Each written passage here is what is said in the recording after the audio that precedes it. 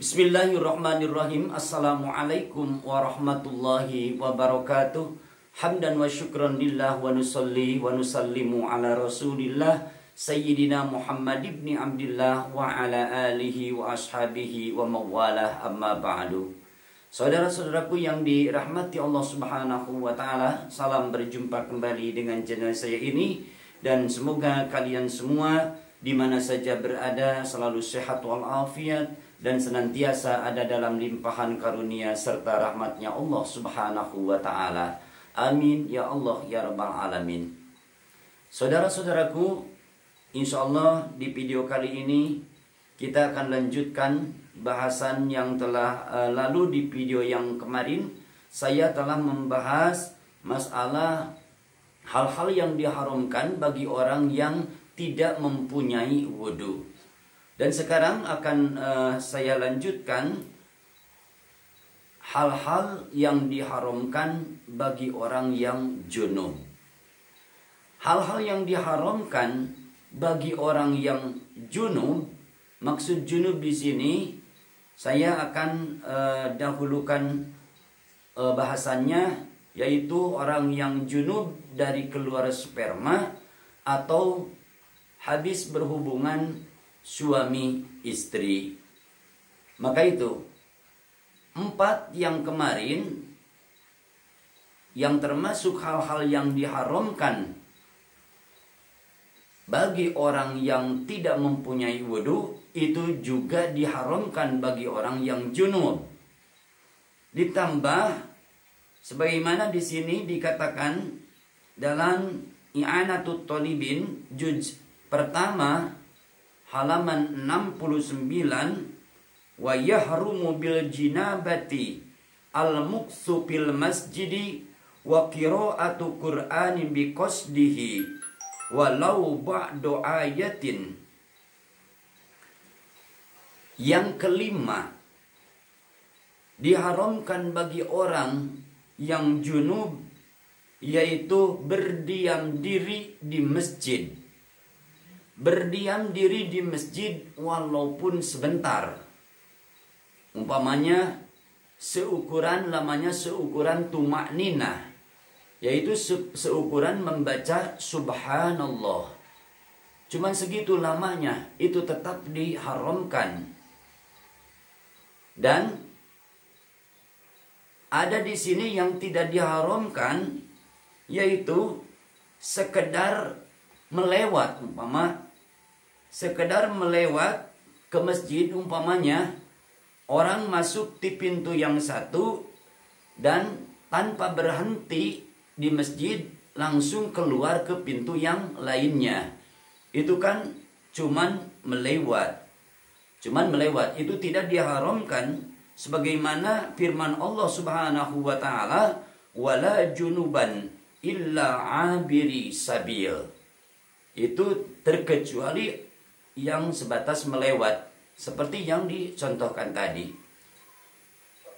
Terkecuali bagi orang yang mondar-mandir, walaupun tidak berhenti di masjid, tetapi mondar-mandir keluar masuk. Jadi mondar-mandir keluar masuk masjid, walaupun di dalam masjid tidak berhenti, maka itu tetap diharamkan kalau mondar-mandir, karena dianggap itu berdiam diri. Kalau mondar-mandir keluar masuk masjid orang yang lagi junub, maka itu tetap diharamkan. Dan di sini termasuk juga masjid, yaitu seperti teras-terasnya juga atau sufahnya juga itu sama. Jadi diharamkan berdiam diri di sana.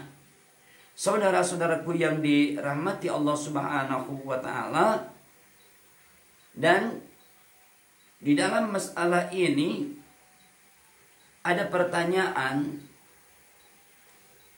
lalu bagaimana kalau orang yang memasuki masjid itu orang non-muslim, Maka di sini tentang berdiam diri di masjid, di sini ada pertanyaan. Saya mendapatkan pertanyaan bagaimana hukumnya kalau orang non muslim memasuki masjid. Maka di sini saya akan jawab secara singkat saja. Maka ulama berbeda pendapat dalam masalah ini.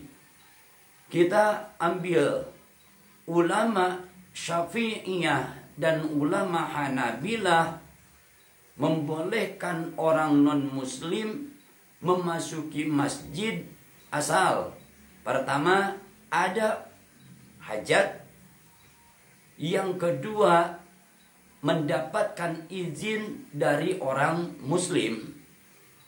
Maka itu diperbolehkan menurut ulama Syafi'iyah dan ulama Hanabilah. Yang diharamkan itu menurut ulama Syafi'iyah dan Hanabilah yaitu orang non muslim memasuki Masjidil Haram.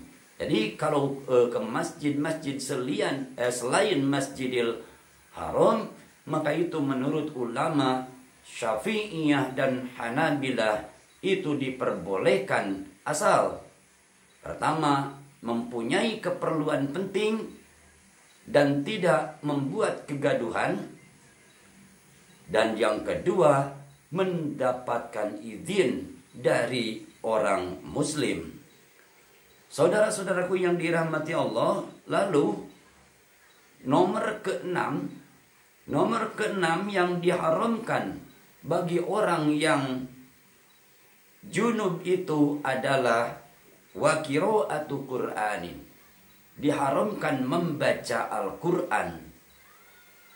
Dengan di sini kalau membacanya yang diharamkan itu sampai terdengar oleh diri sendiri.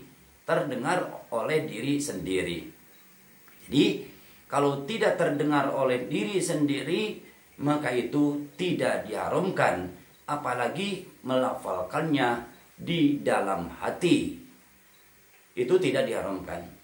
Dan tidak diharamkan juga kalau berniat dzikir, hanya berniat dzikir.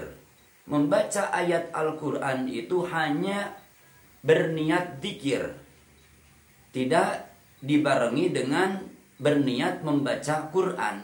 Jadi hanya berniat dzikir, maka itu dibolehkan, tidak diharamkan.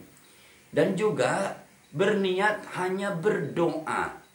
Dengan membacakan kalimat Al-Quran itu diniatkan hanya berdoa dan tidak sama sekali diniatkan membaca Al-Quran. Seperti banyak kan di ayat-ayat Al-Quran yang jadi doa, yaitu seperti Rabbana atina fid dunya hasanah wa fil akhirati hasanah wa qina adzabannar, itu diantaranya. Maka itu boleh oleh orang junub dibacakan, namun perlu diperhatikan jangan berniat membaca Al-Quran, tapi hanya berniat berdoa. Hanya diniatkan berdoa. Kalau sekarang diniatkan berdoa, sekaligus diniatkan membaca Al-Quran, lalu tadi dzikir diniatkan dzikir, juga sekaligus diniatkan membaca Al-Quran, itu tetap diharamkan. Jadi yang tidak diharamkan itu hanya niat zikir dan hanya niat berdoa. Maka itu tidak diharamkan. Saudara-saudaraku yang dirahmati Allah, alhamdulillah di kesempatan ini itu saja yang bisa saya sampaikan. Semoga bermanfaat bagi kita semua. Wassalamualaikum warahmatullahi wabarakatuh.